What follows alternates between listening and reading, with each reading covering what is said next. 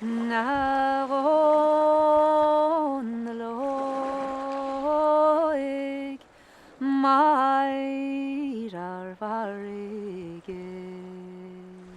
na heile indraán me agus tógiú in seo me agus is an seofor me chus ó an sean-nos ó bhir fitar dús a goil serigin á lacadmh. Siad máireags Síle Denvir mhamas mé éide agus tá bertiráiríam agus drifurháin siúan Frank agus Sean. Bhíoch mu ar fád goil rang an í óráníochta nuair mar beg bídeach. Bhí sé gúnaí mar chuide go héal, bhí me gúnaí geargamite mar chuide go héal a bhí me an óg. Agus ní réon bhealach eán na ríide chuine me leis. Níor cheap me. Mína damsa Carnegie Hall, mai all híide cha sé tríhí leis na chieftains agus tá dam teisií sílas cheoil.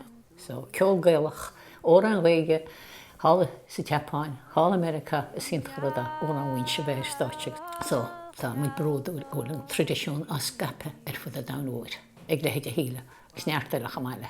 Bu Michael Diarmuide sin sean-nos híle an fear a chum ó an winse.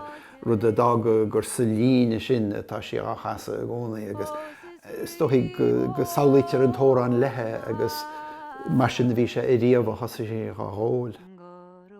Bhí aine mar híle ó bhí sin na gasúí óg. Tháinig sí secha na ranganí sean-nos sem beidir na bhí sí harta chóg Bliana nó mar sin.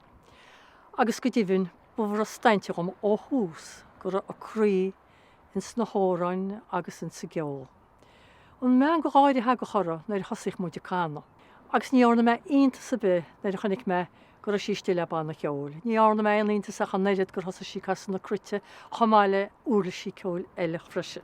Agus chuine sí suasa sin, agus casan sí na hóráin sean-nos seo go hálan. Tegann se lé go nádúra. So nuair a dag me scoil, bhí me geiríon amach a dhéanhain agus bhí si am san éilge agus a geol freisin agus an thug me mar síl bhanuad agus haine sé intachlam. Agus an sin in dhé sin dan me san lulscoil fe fí sa fada thug me mai ar gáil agus rinne me an sin agus an dhé sin chu me go límreach. Agus bhí an tionchar ag Mícheál Ó Súilleáin orm maidir le cuasaí ceol. Agus bhín tá deara gom gur lilis a límreach ag an nám. Agus bhí sé héana agus Mícheál Ó Súilleáin mar chóistúrthiríonn sin mar fráachtas. So chama seall más an lulscoil duna staidir ar chusaí óráníochta chamáile bheith a ggólíonn freisin ag an nám céanna. Bhí meint a sesna chola gohfuir Síle Gradam Ceoil TG4 mar óránaí na Bliana. Se chur gohfuil sí tomhas a dúchas. Tá an dearú de cín ceolar leise agus na hárain, agus tá sí abal a cáú galanta dhéanamh na hárain, agus níall ceiste bíarmach gur ré ionanta bhaid ré na Bliana se den Gradam Ceoil óránaí na Bliana.